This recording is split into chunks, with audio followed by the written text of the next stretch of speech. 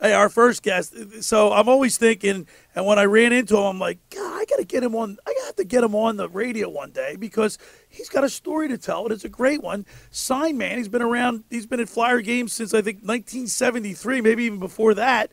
And he's part of the Flyers lexicon. I mean, he's if you've ever been to a game or watched the game on TV, they ultimately will go to Sign Man once or twice throughout the game.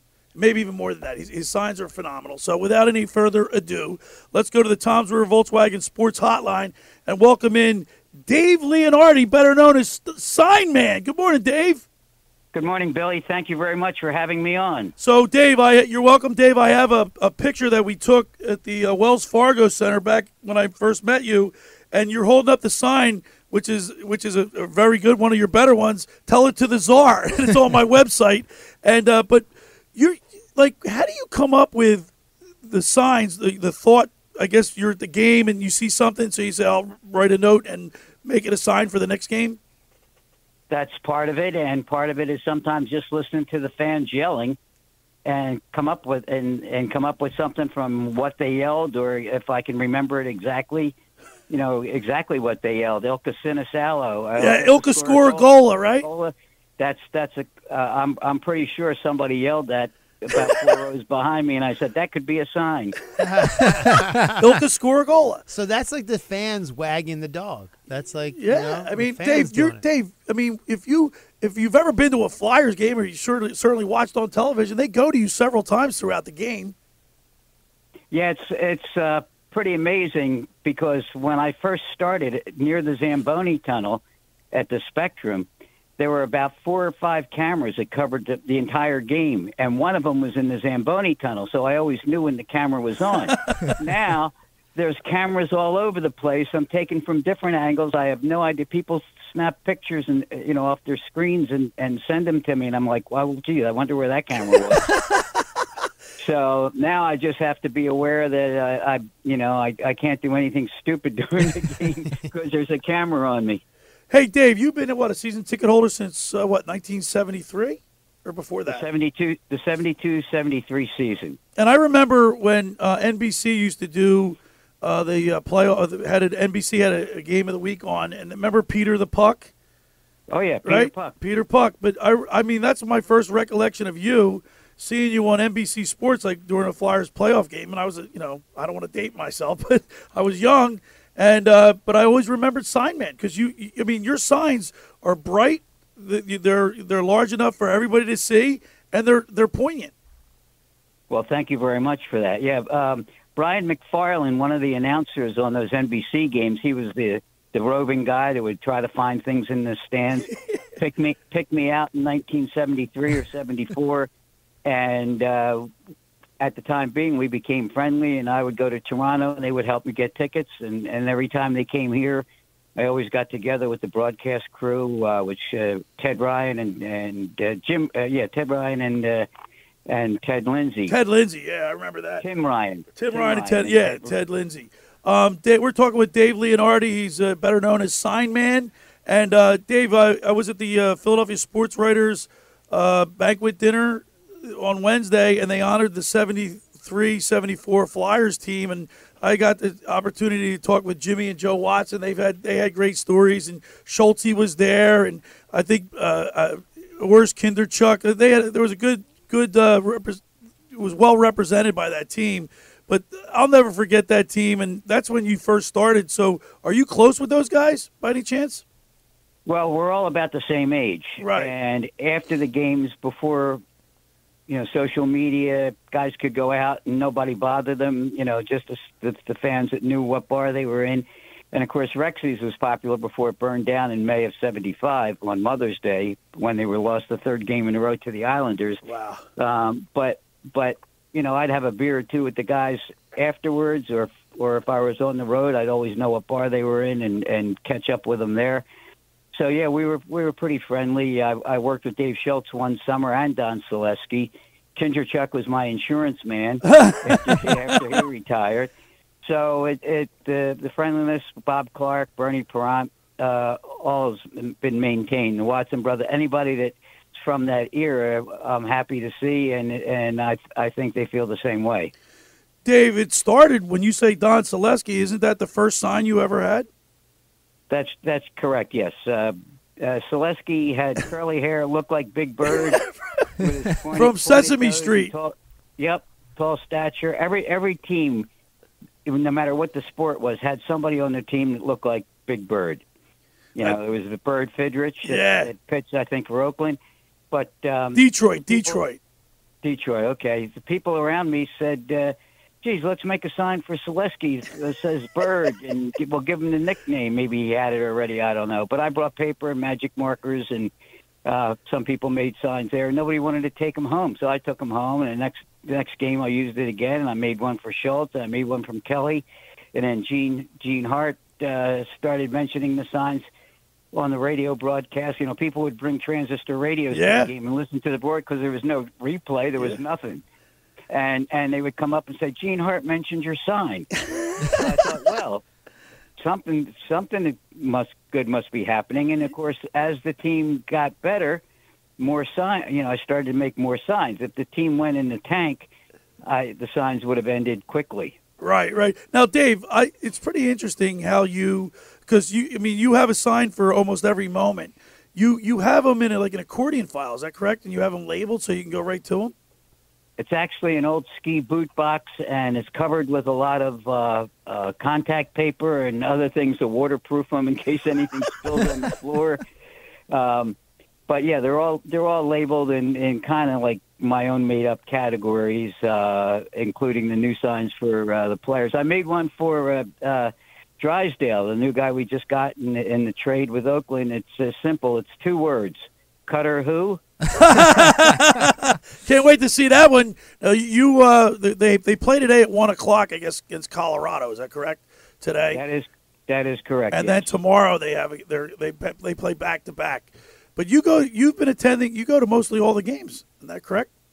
Yeah, I do. Except when I'm away on business, or except when they have 4 games in 6 days. I live a little bit more than an hour away, and I had to pick one game not to make, so I sold the tickets for today's game. I have a lot of people, a lot of friends that are eager to buy the tickets, and they're great seats. So I said I just can't go 4 days in 4 games in 6 days. Sign man, I gotta ask. It's Nick here. I gotta ask you, what's the motivation to continue to do this after all these years? Because we know, like, the team goes through ebbs and flows. There's tough times. There's really good times. What's your motivation to continue to do this every single year? If I weren't going to Flyers games, I'd be probably sitting at my computer working on my ski publication. So this is something that says get away, have some fun. And the fans are outstanding. I always say that I'm having fun with 19,000 friends. And even when we were losing badly in the past 3 or 4 years, the fans were always supportive, telling me how much they enjoyed the signs, and it's really humbling.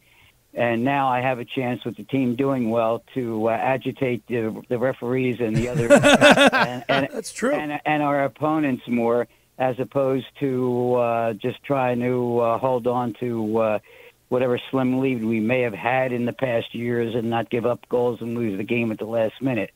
So, but here's something interesting. I hope everything I'm saying is worthwhile. It's very interesting. You know, I decided last year that it didn't matter who the coaches were, the players were, who drove the Zamboni, didn't matter.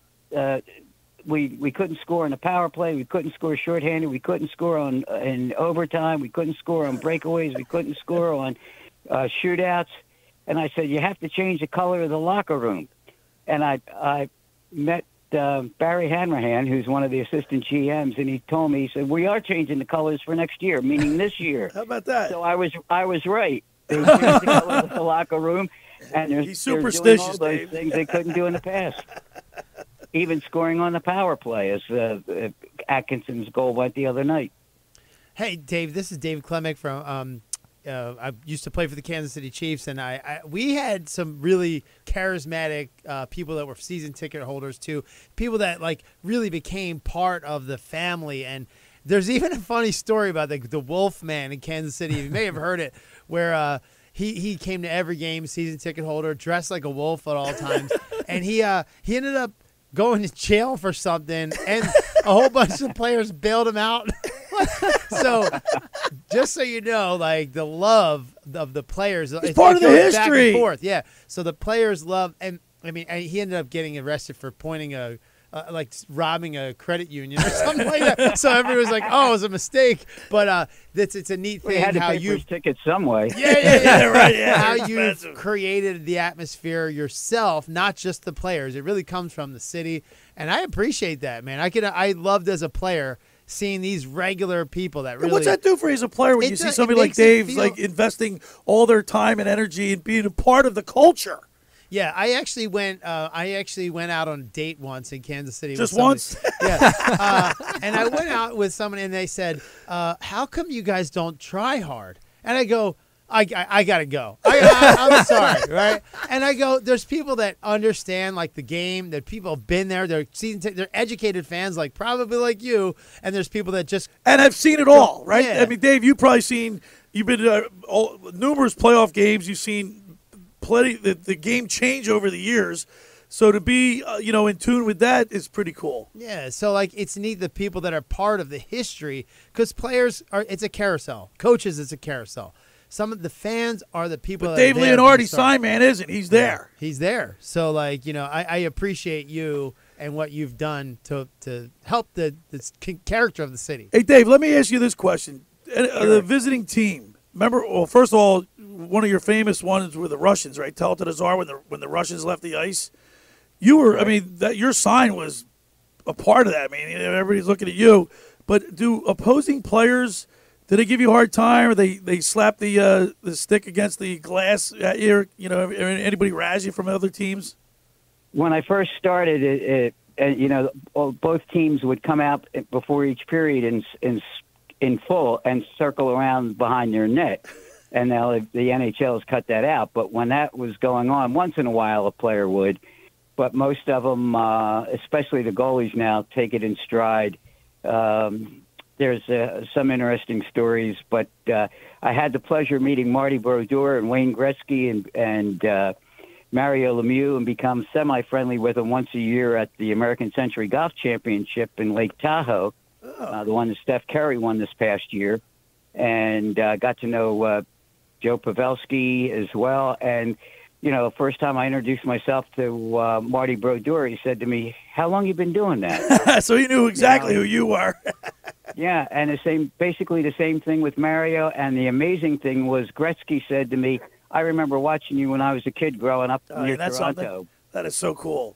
Well, Dave, listen, man, I just thought it was so cool to meet you, and I wanted to have you on the program to share your story with us, and I really appreciate it. And let's go Flyers. I mean, we got a team now that's hot. They're playing great. I mean, they go on a road trip. They win 3 games in a row. And they come back, and then they beat Dallas in their first game back. I mean, this team's hot.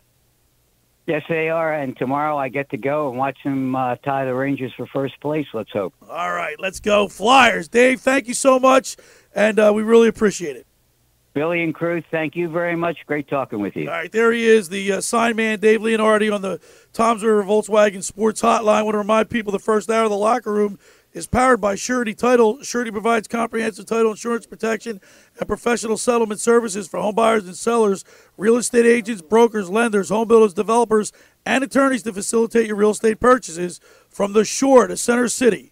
And every place in between, Surety Title is there for you. With 15 office locations in New Jersey and PA, that's Surety Title. For more information, call my good friend Ron Conklin at 856-988-8900 or visit the Ocean City office. Give them a call at 609-399-1227. Now, I'm here to tell you about Captain Chucky's. They're now in Sea Isle. I know, Nick, your dad, they got Captain Chucky's last week, right? They loved did. it. They loved it. It's They phenomenal. loved it. Try their famous crab cakes, steamed shrimp, selection of soups and appetizers, Marciano's stuffed breads, pierogies from the Pierogi Kitchen, stocks, pound cake, and more. Just take, bake, and enjoy. Call 609-905-CRAB. That's 609-905-CRAB. Visit CaptainChucky'sSeaIsle.com to look at their menu. Get down there and say hello to owners John and Kathy McCann. They're located at 4111 Landis Avenue in Sea Isle City to see all they have to offer. Online ordering and local delivery is now available. That's Captain Chucky's in Sea Isle. It's crab with an attitude. All right, when we return, we'll continue with more here in the locker room with Billy Schwein, Dave Klemick, Nick Earnshaw, right here on 97.3 ESPN.